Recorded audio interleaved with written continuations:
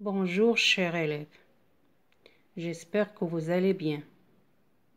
Aujourd'hui, on va parler des péripéties.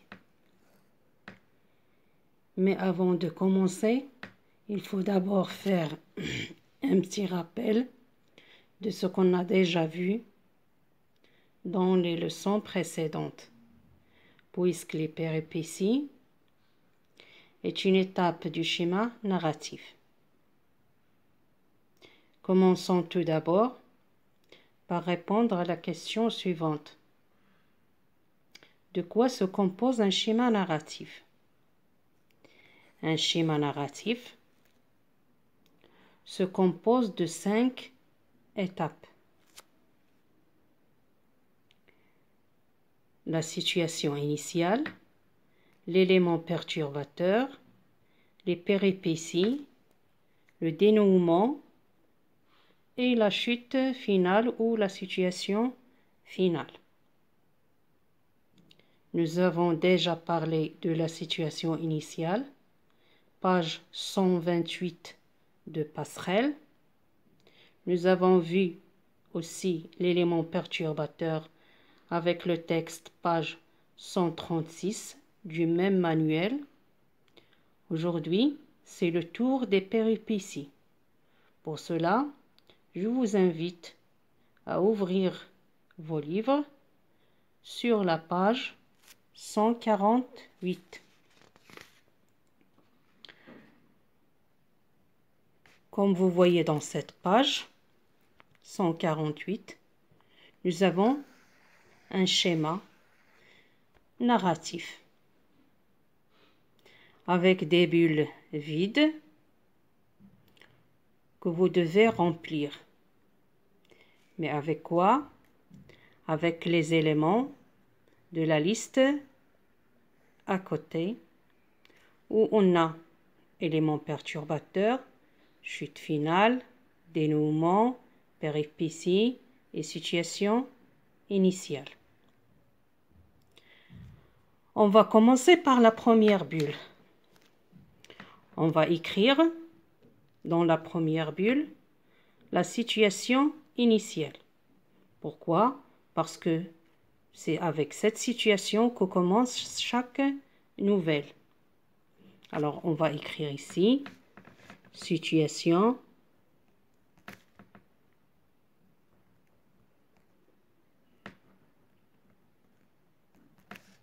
initiale.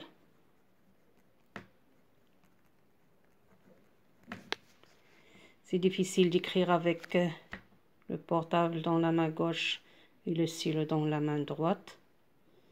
Alors, excusez-moi. Alors, la situation initiale. Dans la situation initiale, l'auteur nous présente les personnages, le lieu, le temps de l'histoire. Et dans cette partie du récit, l'auteur raconte en utilisant l'imparfait comme temps de narration. Et bien sûr, c'est une étape du récit où règne le calme et l'équilibre. Dans la deuxième bulle, on va écrire l'élément perturbateur. L'élément perturbateur, c'est un événement qui intervient pour détruire le calme où vivait le personnage principal ou les personnages principaux. C'est le problème qui détruit le calme. Le temps utilisé dans cette étape est le passé simple. Alors on va écrire l'élément perturbateur.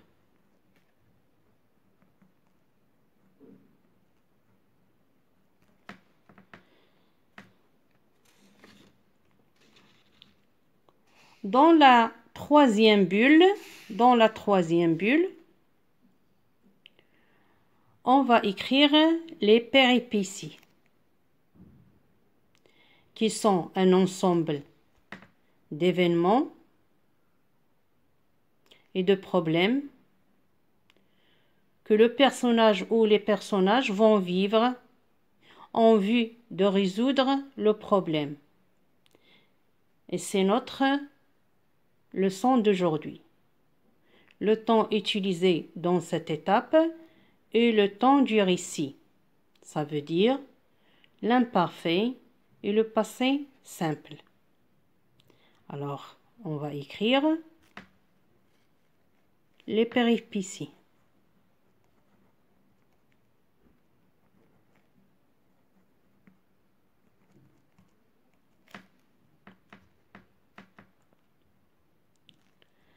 Dans la quatrième bulle,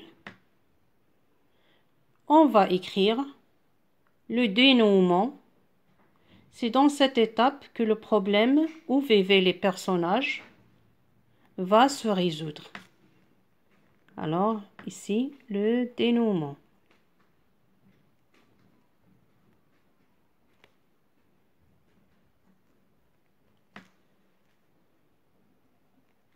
Le dénouement. Dans la cinquième bulle, on va écrire la chute finale, bien la situation finale. Dans cette étape, le calme perdu à cause de l'élément perturbateur va revenir. On dit c'est le retour de la stabilité.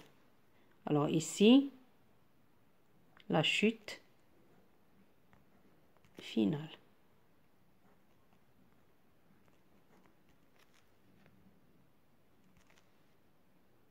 Alors, comme on a fini ce petit rappel, on va passer maintenant à la page suivante, celle où nous avons un texte qui a comme titre La nuit des vampires. Bien sûr, vous vous rappelez de ce texte. C'est la suite des deux premiers extraits qu'on a déjà vus. Le premier dans la situation initiale et le deuxième dans l'élément perturbateur. Aujourd'hui, pour notre leçon des péripéties, on va voir ou bien continuer à lire le même texte, mais dans sa troisième partie. Ça veut dire le troisième extrait. Alors pour cela, passez à la page 149 de votre manuel. Passons maintenant à la question 6. Pourquoi, à ton avis, l'auteur a-t-il choisi cette couleur? Ça veut dire la couleur rouge pour le mot vampire. Je peux dire que l'auteur a choisi cette couleur tout simplement pour mettre en valeur le mot vampire, qui est attribué à des êtres légendaires qui se nourrissaient du sang de leurs victimes. La première séance est terminée. On va continuer la leçon avec une deuxième séance où on va résoudre les exercices de la page 150 et 151. Alors, je vous dis à bientôt et restez chez vous. La nuit des vampires. Justin regarda une dernière fois Alfred et vit 2 points rouges sur son cou. Il s'approcha et découvrait une morsure. « Voilà pourquoi il me paraissait si pâle, s'exclama-t-il. Il faut aller voir sa pauvre femme, conseilla Gary. Tu as raison. Mais connais-tu son adresse? Oui, il habite 8 rue des Mouettes à Sainte-Marine. Comment le sais-tu? J'ai lu tout cela dans son portefeuille. Ah, pourquoi ne m'as-tu rien dit? J'écris quand vous l'avez dit. Eh bien, non, comme tu le constates. Environ 2 minutes plus tard, les deux enquêteurs arrivèrent devant la maison 8 rue des Mouettes. Ils sonnèrent. Personne ne vient ouvrir. Ils ressonnèrent, toujours rien. Ils s'appuyèrent sur la poignée. La porte s'ouvrit toute seule. Intrigués, ils entrèrent. Dans l'entrée, il y avait un paillasson avec écrit dessus Bonjour. À gauche, un escalier. À droite, une porte menant à la cuisine dans laquelle ils pénétrèrent.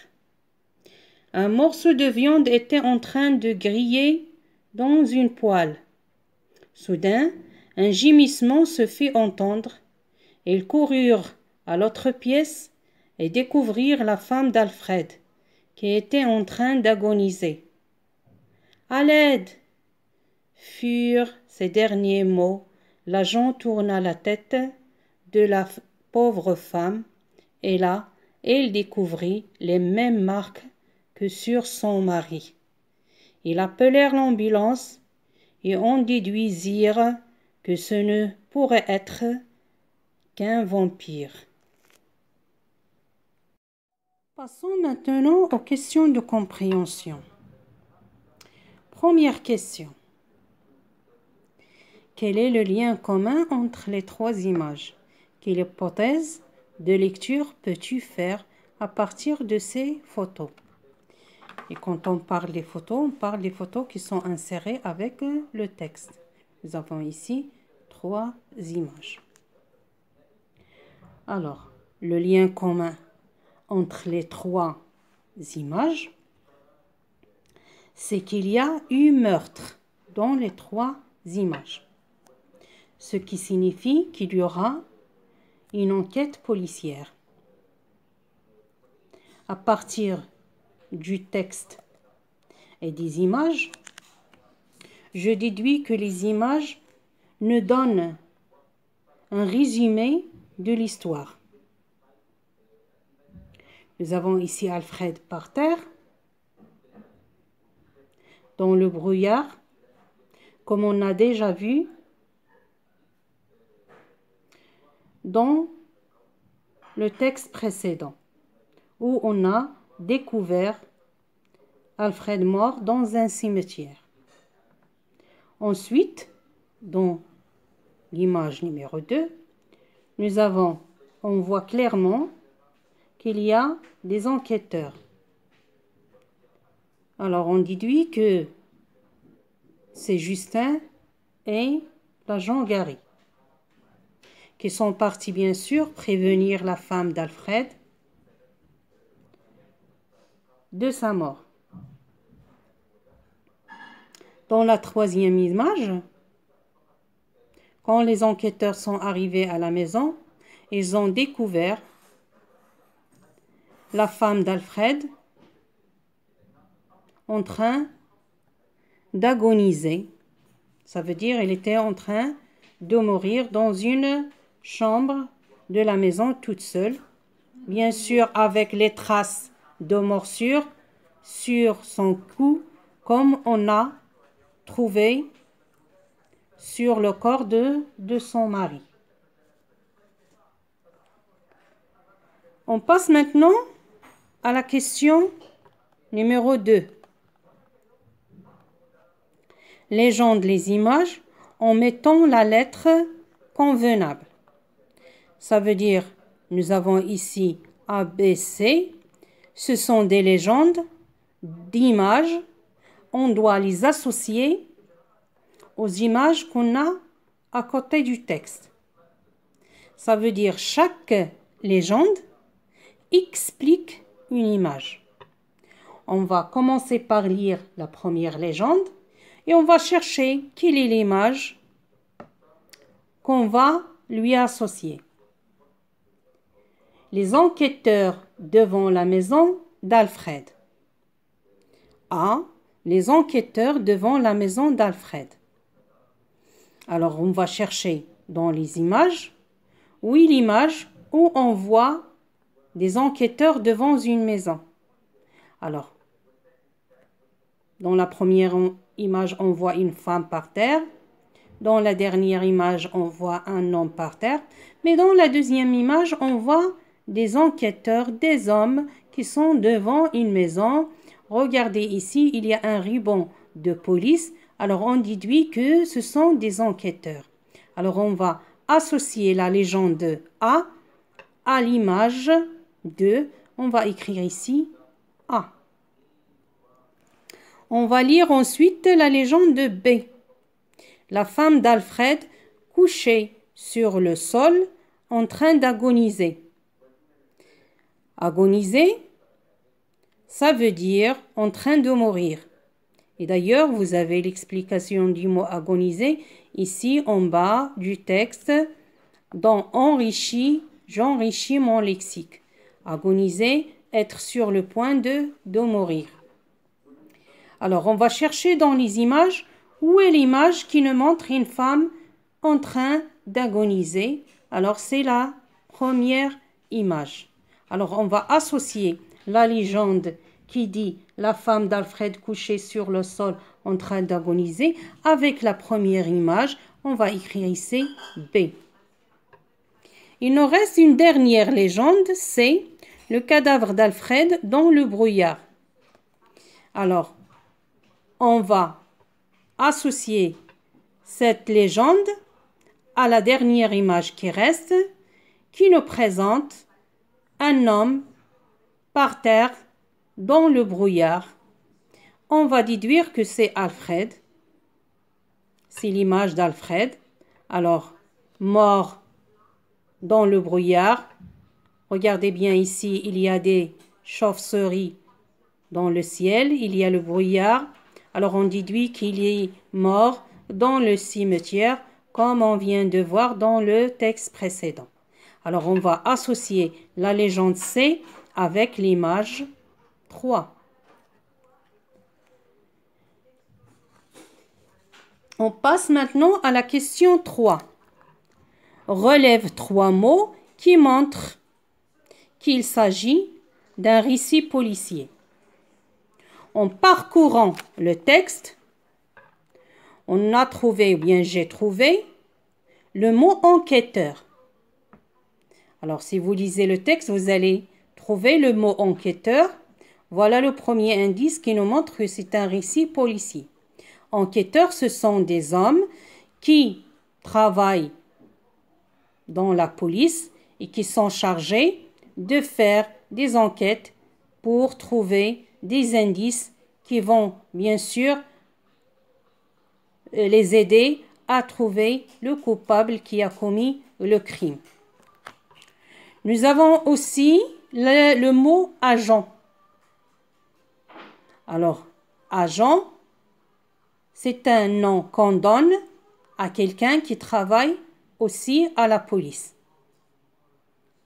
Alors, dans ce texte, nous avons l'agent Gary. Lui et l'inspecteur Justin, ce sont 2 enquêteurs. Alors, enquêteur et agent sont 2 mots, 2 indices qui nous montrent qu'il s'agit d'un récit policier. Ils nous ont demandé 3 mots.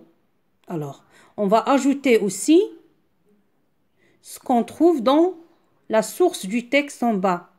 Nous avons aussi nouvelle policière.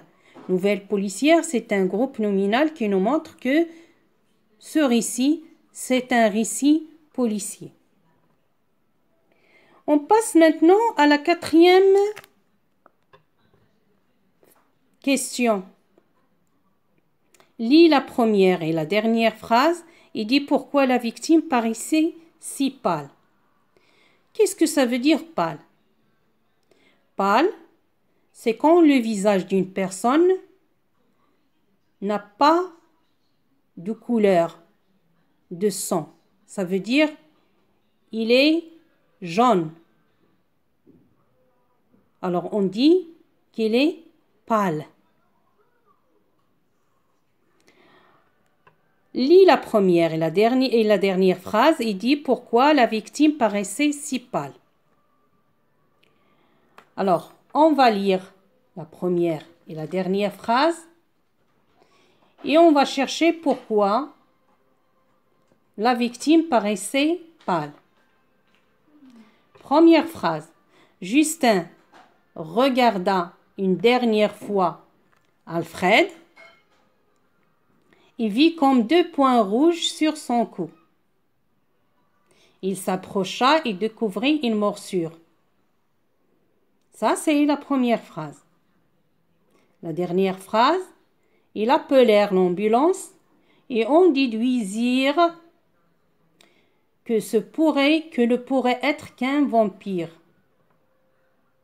En lisant ces 2 phrases, je déduis que la victime est pâle parce qu'il a été vidé de son sang, car le coupable ne pourrait être qu'un vampire.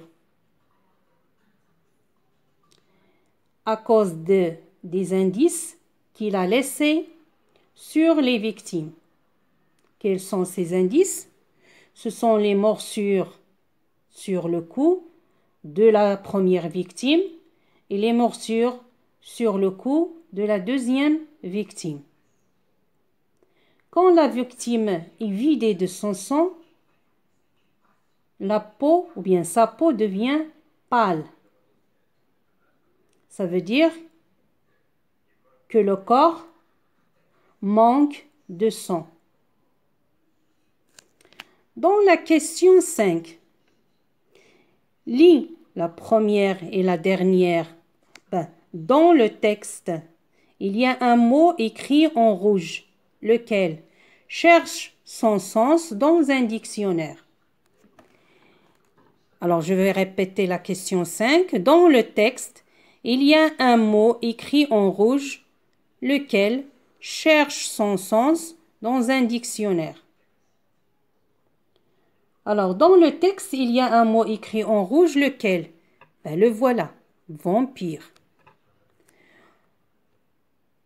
Si vous cherchez dans un dictionnaire, vous allez trouver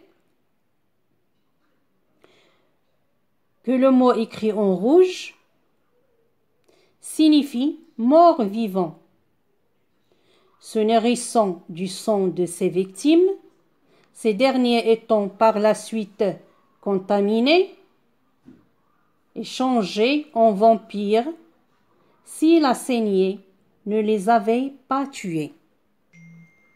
Ça veut dire quoi? Ça veut dire que les vampires sont des êtres légendaires qui se nourrissent du sang de leurs victimes. Ces victimes peuvent devenir aussi des vampires s'ils ne sont pas vidés totalement de leur sang.